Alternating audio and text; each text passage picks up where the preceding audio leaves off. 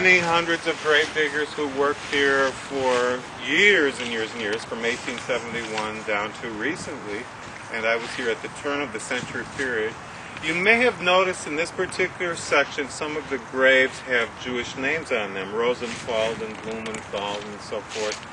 This is the beginning of the Jewish section. We also have a very large section of Jewish graves just south of Roosevelt Road. One of Elizabeth Taylor's husbands buried over there. Does anyone know who that is? Michael Todd. Michael Todd, yeah. Isn't it amazing what we can remember sometimes?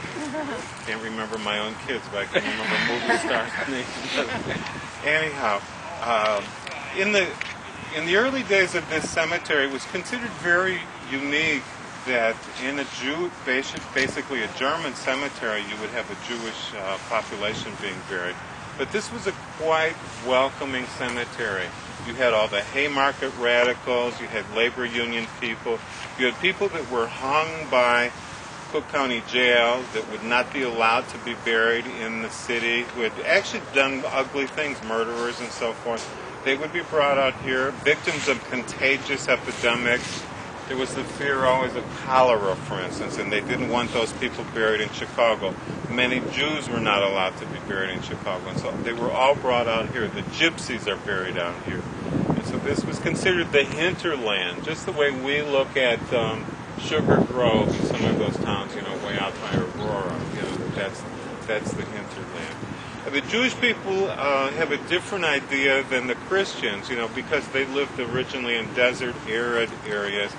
As soon as the person would die, they would try to bury the person within 24 hours, and so that custom persists today. The Christians will often, drag it out longer with the wakes and so forth. The Irish people especially had the Irish wake, where you would have somebody sitting up with the body, a neighbor or a relative, to watch if there was a twitch of the finger or something. There was such a great fear that people would be buried alive back then that they really watched carefully. But the Jewish people buried almost immediately, and then they would have a custom called sitting Shiva. Shiva is a Hebrew word for 7, and so that meant for 7 days the family would get together with friends and other relatives and family members and to commemorate that person who had passed, and they would bring food, mints and nuts and sandwiches and things, and have a little celebration in honor of that person, and that continues even today. In the 19th century, besides being buried alive, one of the great fears, of course, was of grave robbing. It wasn't so much of, like rings would be stolen or jewels would be stolen or whatever. It was a fear that the whole body would be stolen. There were people called grave robbers who made money. Nowadays, lots of folks give their bodies to medical science, to give hospitals the chance that young people who are learning to be surgeons or whatever can cut these bodies and learn how they work. But in the 19th century, these were all gotten illegally usually. Rush Hospital would give you $5 per cadaver, no questions asked. And so people would read in the paper that so-and-so was buried on Tuesday. Wednesday night they would come out, and they would then have you, exhume you and sell you. So, it was wealthy people would have sometimes people hired to sit at the gravesite to actually protect the grave for about a week and a half until the person would be so decomposed that they wouldn't be marketable anymore as a cadaver. So, there's a lot of gross thing about the 19th century. People always think, oh, I wish I could have lived back in the days of Pride and Prejudice. No, you don't. It was just a really, really horrible time for most everybody, unless you were extremely wealthy. Well, in this particular section, we have some real interesting people buried in the gypsy section. This was originally an Indian burial ground in an Indian village, and the river's over there. That was their Eisenhower Expressway. They went up and down their Eisenhower. The next village up was at, if you know where Russell's Barbecue is, that's where their next village was. The next one south of here was in Riverside, and these villages were all interlinked. And when, after the great Black Hawk War, which really wasn't much of a war, it was kind of the weapons of mass destruction of 1832,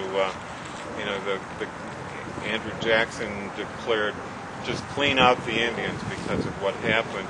And so this land was then opened up to the white people. And then eventually this became not an Indian burial ground so much anymore, but a burial ground for white people after the Great Chicago Fire in 1871. And it was a really unique experiment. Now it doesn't look like anything special to us, but because it was laid out like a park with benches and this kind of easy flow to it, it was really considered very, very radical. We have 200,000 people buried here. There are more dead people in Forest Park than there are alive, so it's quite interesting. We still have 30,000 graves left, so come on down. We've got room for everybody. Did I show you these pictures?